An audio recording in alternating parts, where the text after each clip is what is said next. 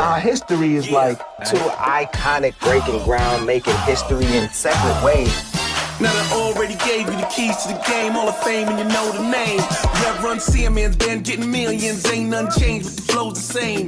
Wrist on frozen, flow so chosen, school so old, but the OG coasting. New York toasting, LA slowsing, G's in the D and the ballers in Boston. Hollers to Nostrin, parties I host them. Ball to a fall, so you know it's gon' coast them. Run gon' post them, rip them up, toast them. Out to the can, cause they rubbish and I'm roast them. Flow like the ocean, down in the coastin'. Drying rappers out to the nigga need lotion. I got the potion to keep you engrossed and dance to my beat, keep your feet in the motion.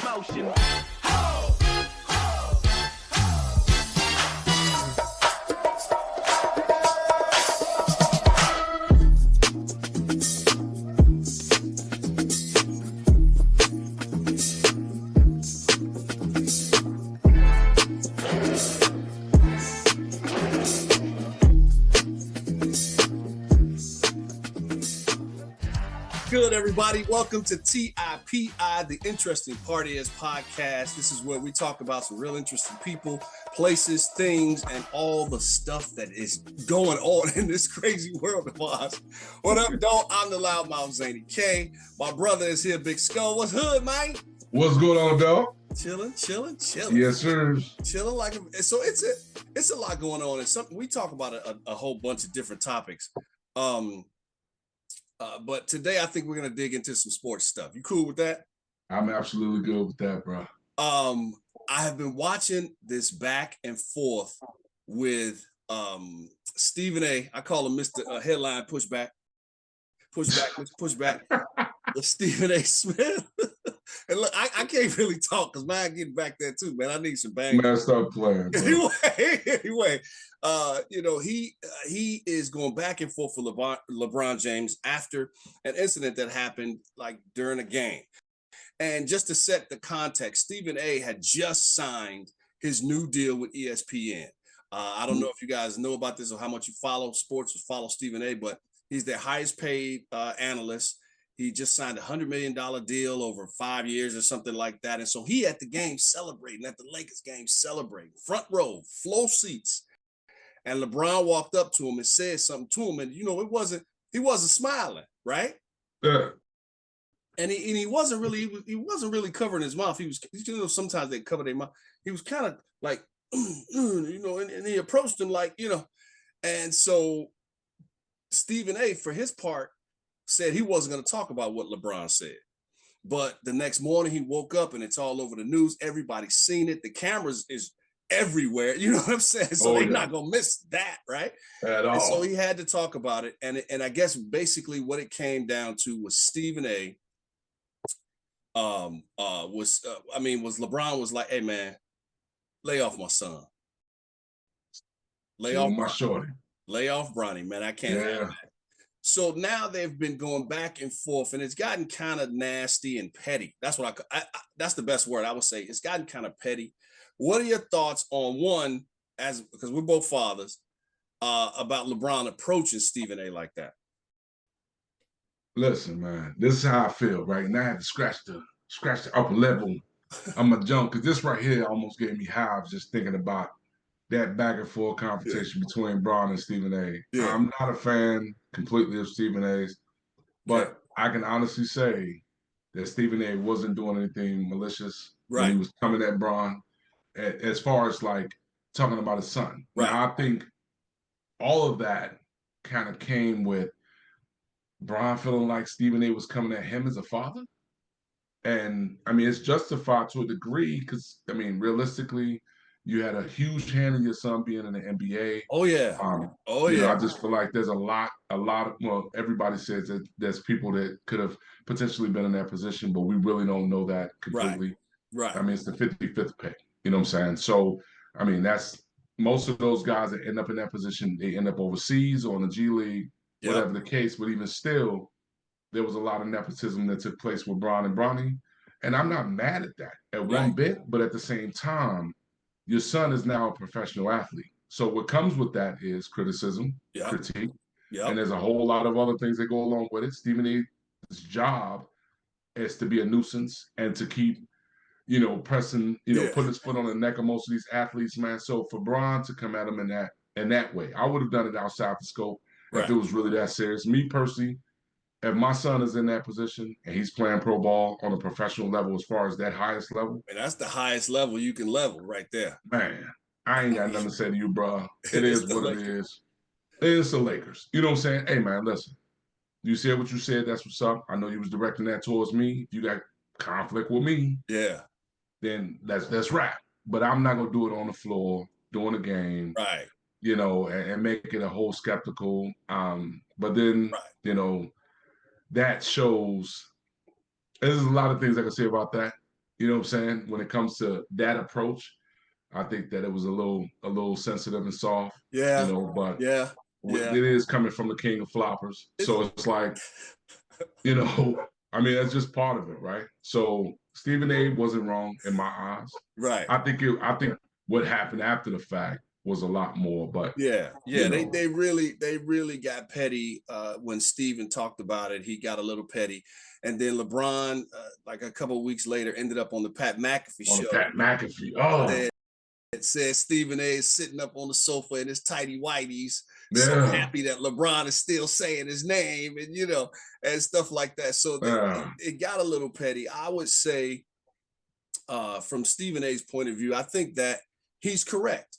yeah, This is how I feel about it. I think that he's correct. And those people who say that Bronny maybe not ready for the NBA, I think they're correct. I think that it takes a little development. And now we got to go back, man. You yeah. got to remember, Bronny had a heart attack. Last year, yeah, Right? He had a heart yeah. attack or a heart failure when he was up there with USC. He didn't Hmm. play what 3 or 4 games his whole college career. Think about that. His Yeah, whole college career, he played like 3 or 4 games, and then he had this heart attack. He comes back out of that, and he's drafted by the Lakers. yeah, that yeah. that takes some maneuvering, right? Ah, That's going to take some orchestrating by his dad.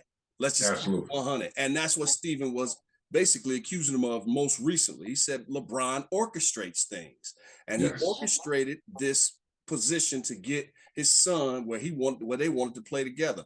And as a Hmm. father, man, I love it. Two Yeah, reasons. Remember when they first stepped on the court together? It yeah, was awesome. It was yeah. awesome. It was a Yeah, the great Griffey feeling. boys. Yeah, It was a great feeling. The other thing is that people do this kind of thing all the time. yeah, You got bankers, insurance agents, lawyers, owners, coaches in football, basketball, baseball, you name it, who bring their sons along, yeah. whether they're ready for the job or not. It's nepotism at a high level, just like you pointed out. But more than that, is you don't hear a lot of pushback and drama about it when it's when that person looks like something else. Do you see what I'm Exactly. saying? When he looks like Exactly. something else, when Pat Bennett brings his son, George Bennett along to be his vice president at the bank, nobody says nothing. But Right. I'm going to put it out there. When you look like us and you wield It's that kind of power and you bold oh, enough to use it, yes, you're gonna get that pushback, and that's where that's coming from, and that's where it's coming from. The other absolutely. thing is, I think Stephen A. mad because LeBron had talked to everybody but him. No. But then that's Stephen A's fault, right? Because how many years have Stephen A been throwing every athlete, every brother on the, let's keep it a buck. He's been throwing KD under the bus. He's been throwing Bron under the bus. He's been throwing, and they just Yes, like, sir. dude. I Yes, mean, this sir. is a fraternity of men, right? These are, I mean, we make fun and we talk crap, but at the end of the day, this is a fraternity of men who are playing on the highest level there is, right? And they stick together. And when you got cats like Stephen A. and Jason Wilbon, and I mean not Jason Wilbon, Jason Wilborn or whatever his name is, Whitlock. I think you're talking Whitlock. Whitlock. Yeah. Yes, thank you, Jason Hater. Whitlock and all these Straight up other dudes. hater dudes. He's a bona fide, bro, and they Straight up. just constantly jabbing. Is at some point these young cats are like, dude, we're not rocking with you, and I think that was a frustration that we saw on the court with Stephen A. and LeBron. Yep. But then too, like I said, Bron has to be more cognizant enough to understand that, hey, bro, there's a time and place for Yeah. everything. This ain't it. Because right now, like you said, a lot of these people, they passing down generational wealth to their own, right? And for us, it's an uphill battle with ice skates on in the dead of winter. So we have to move accordingly. Yeah. And even though, you know, Stephen A. and LeBron, they both share the same hue, they don't share the same viewpoints. Right. And that's just part of it. So at the end of the day, you know, Stephen A. And then, you know, for Bron, it's like, hey, bro, just the Pat McAfee thing threw me back. I'm gonna keep it that way. Because you never saw Bronny get petty like that. Nah, I mean, man. LeBron, you never saw that. Why are you going back and forth with this dude? He ain't nobody compared to you. And you going to Pat McAfee. Like, I like Pat McAfee. I don't watch him as much as most people do. Right. But when I do watch him, it's a little, okay, all right, whatever. This is your perspective. It is what it is. That's right. But at the end of the day, again, this was an opportunity for Bron to say, bro, all right, we going viral.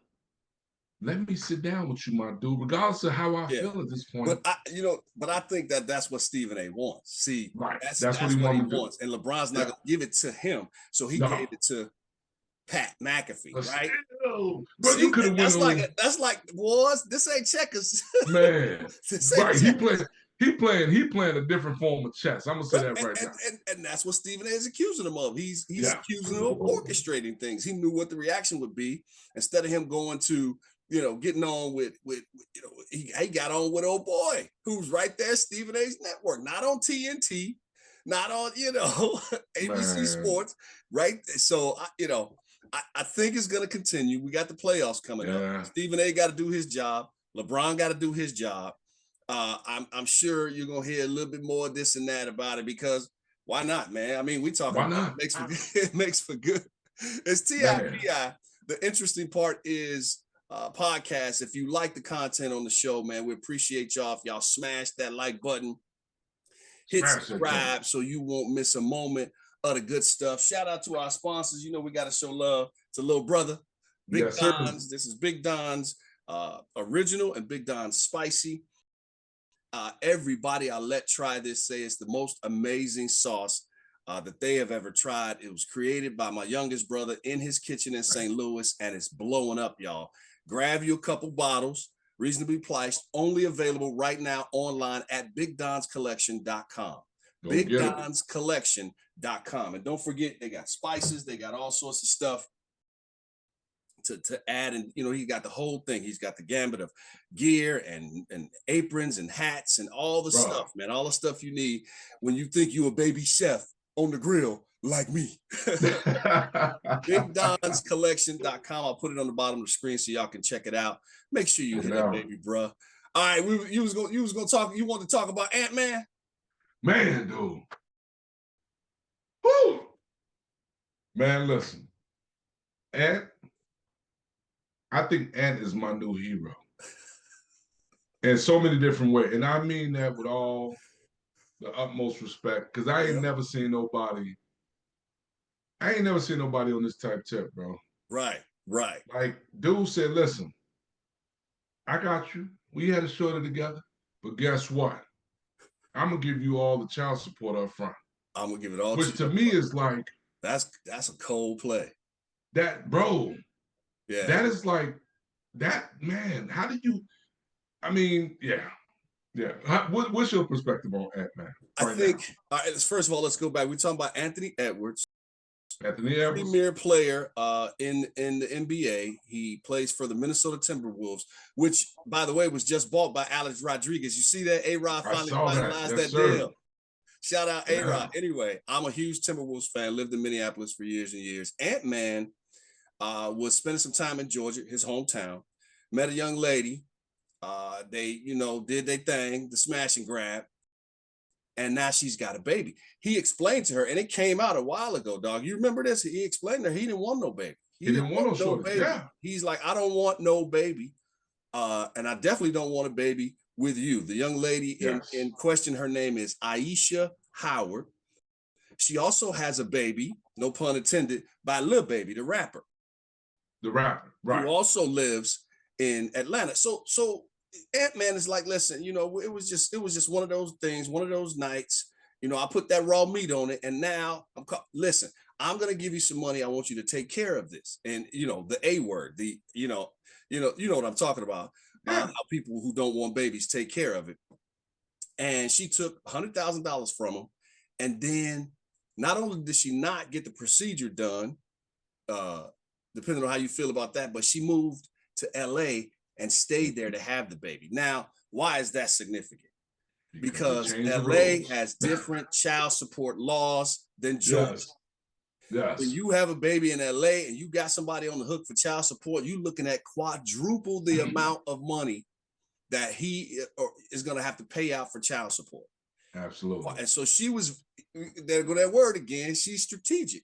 And the interesting part of that is that she calculated this whole thing. Now, Ant is feeling some kind of way. And I think he's speaking from anger when he says things like, I don't want nothing to do with that baby. I don't ever want to see it. If you want to have a baby without a father, shame on you. And he's just his anger is coming out because the girl, she got pregnant. Both of their responsibilities. Yeah. You lay down with it, that's what it is. Exactly. She told him she was gonna, get rid of the baby, and she didn't. And then she moved to LA. So she was playing her own version of chess on him. And I think him coming out saying, I don't want no part of the baby. I don't want no part of you. I don't want no part of nothing. That down the road, I think is going to be hurtful to that child because all these text messages that he sent her and all this stuff is on the internet in perpetuity. So when this kid grows up and sees that, that could be damaging. Now, as far as that gangster move, where he said, I added up what I owe, what I owe in child support, because he was able to get the child support back to Georgia. Right. He was able to get the child support back to Georgia, where it was because we could have been seeing a bigger number than this. He got it back to Georgia. He say what I owe, add it all up. They say you owe $1,080,000. He said, all right, here you go. Don't call me no more. Take that. Yeah. Don't call me no more. Yeah. Now here's where it gets more interesting, and I'm gonna tell you why. The Aisha Howard came out on the internet, and let me see what she said. She said, ha ha ha. Where do all these rumors come from? When you hear a rumor about yourself, it's a good rumor because you want to hear more. She said, no papers have been processed. No payments have been made. None of that has gone through me and or our lawyers at this time. Doesn't mean that it's not in the works. It just means that it hasn't happened so far. What do I think about that? I think the young man is serious about not wanting to have nothing to do with her. Not wanting to have nothing to do with the baby, which I think is a shame. As a father, you make this baby, you lay down, you stand up for your child. You know what I mean? I never seen nothing like it, but I will say, interesting thing is that she, with this payment, if it goes through, and she probably knows this, if it goes through, she cannot be privy to any more of his earnings. So that next Supermax contract, she's not going to receive anything from him. Like she could go back to the court and ask to increase child payment, but if he paid her off, boom, and they accept that deal, boom, she can't come back no more. And as far as her saying she didn't get the money, Sco, she took money from him before and played like she was going to do something with it or whatever. And didn't do what she said. So who's to say she didn't get this $1,080,000? Man, listen, man. They saying that she didn't get it just to, it's a spooky situation. I mean, what are you hoping? What are you hoping happens at the end? At the end of the day, and I want to clarify so folks out there that watch this actual episode don't think that I'm out here just speaking out of context, because the reality is that we see this so much. Right. And again, this is a responsibility and accountability on both parts. They both laid down, they had unprotected sex, something came from that situation. The young man said, hey, Anthony Edwards said, hey, listen, I don't want to really deal with you. I really want to move forward. It's not that I don't want to, because he's a young kid. He's only 23 years old. Yeah. So at this point, and that's another interesting thing. Yeah. She's 38. Exactly. So you've gotten that's the part that's throwing me, because he's not the only one that's dealing with these so-called cougars, right? Yeah, You yeah, got these old yeah. heads out here jumping on these young boys, That's and they looking for a payday. And it's like, bro, and to be honest with you, I think the reason why he probably, because there's got to be more that goes into this story. Yep. And that's why I said I look at this kid a lot different, not from a perspective of, what most would consider a deadbeat dad, because he's still, I think realistically, he's still going to be in that child's life. Yeah. But he just Yeah. doesn't want to deal with her. Yeah. So what happened in between that interaction that they had, Yep. that she ended up pregnant? Who knows these days? If you got a 38-year-old with a 23-year-old, that could have been some pins and poking. Yeah, yeah. I mean, you're right. It's You a don't know. trend. It's a trend with some of these. It's a trend. Some of these older women who've been around, Oh, yeah. dated in the sports world multiple times. Yes. Multiple times, ending up with these very, very young athletes who are very, very rich and only on an upswing. And you can pat them on the back, you can give them an applause, or you can criticize. I mean, I'm on the fence on that one. I don't know. I think Don't know. both parties, at some point, both parties get what they want. You know what I mean? Well, she thinks she's getting what she wants, right? She thinks she's about to come up and then come up a little bit more and then come up a little bit more. But what she don't understand is that bro said the ceiling is right here. This is the ceiling. Yeah. Yeah. And when I cut the check, I'm dismissing you out of this entire process. We're talking about 18 years of accumulated wealth that's going to go towards my child, who you knew I didn't really want. He could have taken care of it. Absolutely. He made it clear. He made it clear he did not want a baby. He came out. He said, "I can't believe you went through with this. How shame on you for bringing a baby into this world without a father. You knew very well, what it was. But hey, man, listen, it ain't the first time. It ain't the first. It's not going to be the last time. Not at all. It's not going to be the last time. Good luck to Ant and my T-Wolves in the playoffs, man. I appreciate all the stuff that they do. And I saw a crazy double overtime win against Denver the other night. It was Ant went off. It was crazy. So still a big fan. Hopefully, he'll get past the anger, and as he grows and it gets older and more mature, he'll understand that it's important for him to be in his daughter's life. We want that, bro. We need that. TIPI had an interesting part here. Shout out to our other brother. We talk about nepotism. Get it in the fam. This is my brother, Kiss Allen. This is the Kiss Allen Experience Vodka. Some of the smoothest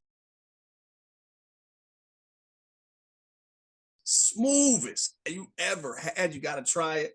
My go-to this last week has been a little lemon with a little tonic in there, and it just goes down easy. It's clean, it's smooth. At the Kiss Allen Experience,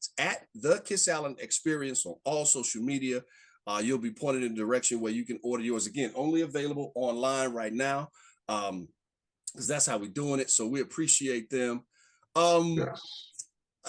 I want to ask you about Ja. What is wrong with Ja? I'm having some issues, man. I'm having some issues with Ja.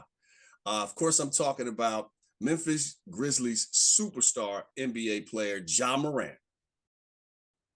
If we go back, a couple years, well, not even a couple of years, it was last year. But last year, yeah. Early in the season, Ja Morant got himself in some hot water because he was seen on Instagram surrounded by his buddies in a club holding a gun. Nah, the NBA was like, nah, fam. We can't have that. That's not our image. I don't care what hood you come from. That's not what we do, especially not in public and on the internet. Like we said, internet is forever. They suspended him for 8 games. A lot of money, bro. Cost him a lot of money. So fast forward just a few weeks later, he's in a car on Instagram. And let me see if I can do this right. He got another gun in his hand on the camera. And he holding it like this. And they dancing and bobbing in the car while they driving.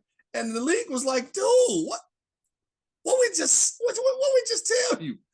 Okay, so you got a problem with guns. We go Gilbert Arenas, yo. All right. You want to play around with guns in public? Let's do this. They suspended him for an addition. Was it 40 games, Sco? 40 games, yeah. 40 more games, costing the boy because he got a huge contract, by the way. It cost him in excess of $50 million that season.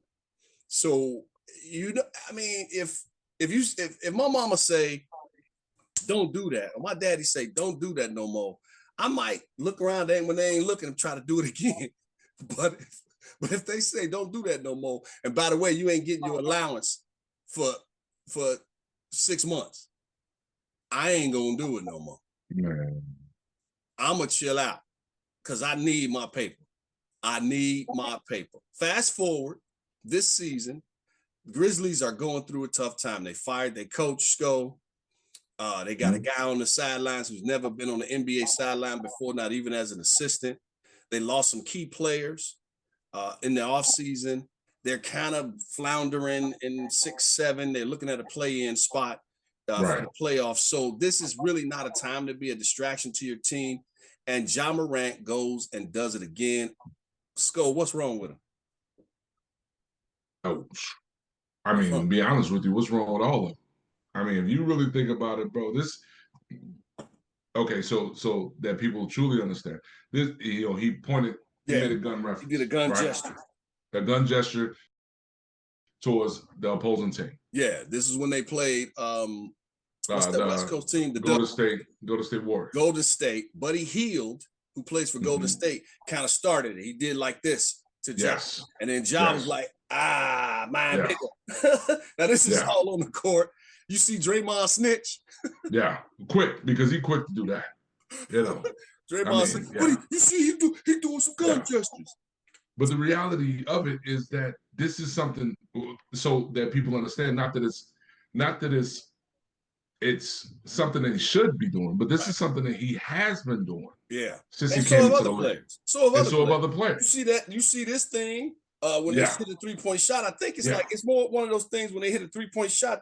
I've seen LeBron do it. Yeah. I've seen everybody does it. All kinds of players do it. And so the interesting part about that is that he's got a history with guns. Right. So it's going to be a little different judgment when you look at his way and he's gesturing about a gun than if you look at, Austin Reeves from the Lakers or Jason Tatum from Boston or something. When it's Ja Morant, it's going to be they're going to put it in a different box. Now, because he created that, right? All of this happened this week. He did that this week against Golden State. The league sat him down and said, hey, man, come on. You got a problem with guns. We don't want that kind of thing on the court. Just amp it down. They also talked to Draymond. They talked to Buddy Hield. They talked to both teams. And amp that stuff down, man. We don't want that. And then what Ja do, Sko? The very next game. Like I said, bro, I think that okay, so they, nowadays everybody's attacking Generation X, right? And they say Generation X and you boomers, y'all made us the way that we are. The millennials are all out of whack and the Gen Z is all out of whack. But the reality is that y'all out of whack because there was a lot that took place in between that period of the end of Gen Z or Gen X and now, right? Yeah. So there was a level of dysfunction that took place in between, and you had teens that were making babies, and you had all these different components that went along with it, the drug epidemic and everything in between, right? And so you have COVID. Not to say that anything is going on with Ja in that regard, but he's part of that culture, right? He's part of that process where today everybody is doing this, and you got the three. You got the guns, and you got all kinds of stuff. Everything. And it's like, that's entertainment in some regard, but then there's that flip side to it that you have now, these young people who are coming up and they're looking at the process and they're saying, oh, that's some dopeness, and they go to school and they're doing that. Yeah. And some are taking it literally. And so I think that when it comes to that understanding for Ja and most of these other players, because I'm not going to put Ja in that box by himself, because everybody does it. Yeah. So I just think that when they look at it, it's here. They only see what they see here. Yep. They're not seeing everything outside the scope. Right. And that's the problem. And they putting him under that microscope and they put because he's easy. the pass. It's It's no different than when Draymond Green be kicking players in the nards. And exactly. So now everything that he does on the court, he's gonna have to be accountable for. Exactly. Now, so like we said, Ja Morant. Sorry. Put it on, man. My bad. Ja Morant was fined $75,000, and you can imagine if he does it again, we're probably gonna be looking at a suspension. Probably a pretty lengthy suspension because now he's like spitting in the face of the NBA commissioner. He's like, man, you don't tell me what to do. I'm gonna do what I want to do, and that's the part that's concerning is that because the guy's a superstar and like the league needs him on the court japping out. Because the guy he's a flashy, incredible, athletic player, right? And he's a definitely he has the potential to be a great role model for young players coming up. So we need him out there. Don't let this take away all of that, all your potential, everything you could be doing. That's what I would say to the kid. I'm sure they've been telling him that a million times, but do you think that he's just like whatever? I'm gonna do whatever I'm gonna do.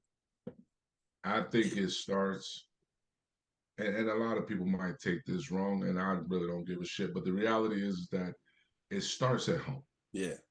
And if you have a solid foundation of parents who not only believe in your dream, but also inspire you, help push you and inspire your process, and they also in the process of doing that educate you on each level, right? Right. High school, grade school, high school, college, and then beyond. We have to. So as opposed to have, and I'm gonna throw Pop under the bus because he deserves it, right? As opposed to you sitting on the sideline, my dude, with a styrofoam joint, sipping on that good. Sit your boy down, man, and holler at him, my dude. Listen, because his father is always there. It seems like his father always co-signing some of that stuff. And no, he definitely does because he's still stuck in. He's at that midpoint where he's like, man, Joe, my boys in the pros. Yeah, he getting it popping. I got chickens all around me. I'm doing. Yeah, and that's that new money. That's that. Yeah, that's that new money. I mean, the guy's contract is huge. It's like $200 million, something like that. So it's a lot of money going around. Talking about this subject, hopefully he won't have to face another suspension, but it got me to thinking about top 5. Yeah. All right, let's jump into it. Top 5, the top 5 gestures that Ja Morant could use as opposed to a gun, right? Instead of shooting a gun, what if at number 5, what if he pull out a sword? That'd be dope. When he hit a shot, when he hit a shot, what if he pull out a sword? That'd be dope. That'd change the trajectory, right? Because you got the cats that pull out the boat. Yeah, that was number 4. Pull out a bow and arrow, and do that. At number 3, what if it's just uppercut? He hit that 3-point shot. He hit the shot. Boom. On his way down the court. Right? It's corny because it ain't go pop off for NBA 2K5 25, but it's still dope. You know what I'm saying? Right. It's still dope. Number 2, top 5 things Ja Morant could do instead of a gun is he could do a little shimmy. I know it's a lot. I remember Antoine Walker did it. I know Steph Curry doing some tag. I ain't got no shimmy in me, but I'm just saying he could do a little shit. Hey, man. And the number 1 thing that Ja Morant could do, as opposed to mimicking a gun, is when he hit that shot, what if he take him and holster him?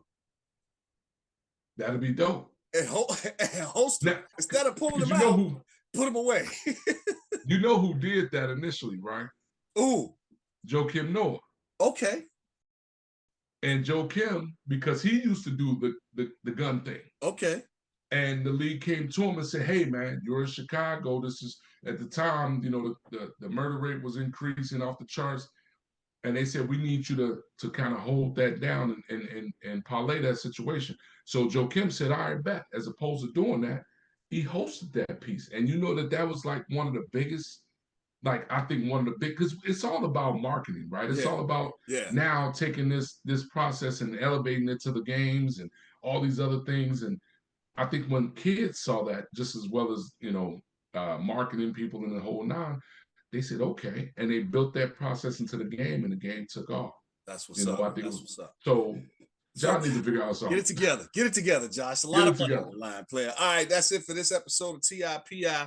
Make sure y'all smash on that subscription button. Tell somebody to text somebody to Instagram. Damn it. Make sure you know they get involved with the show. We love y'all madly. For Big Sko. Yes, sir. I'm Zany K. Holla. Ooh, is that mama? That's mama. Is that mama from Cooley High? Yes, sir. Holla, y'all. TIPI, bitch. Our history is like two iconic breaking ground, making history in separate ways. Now I already gave you the keys to the game, Hall of Fame, and you know the name. Reverend Simeon's been getting millions, ain't none changed, but the flow's the same. Wrist on frozen, flow so chosen, school so old, but the OG coasting. New York toasting, LA slowsin', G's in the D and the ballers in Boston. Hollers to Nostrin, parties I host them. Ball to a fall, so you know it's gon' coast them. Run gon' post them, rip them up, toast them. Out to the can, cause they rubbish and I'm roast them. Flow like the ocean, down in the coastin'. Drying rappers out to the nigga need lotion. I got the potion to keep you engrossed and dance to my beat, keep your feet in the motion.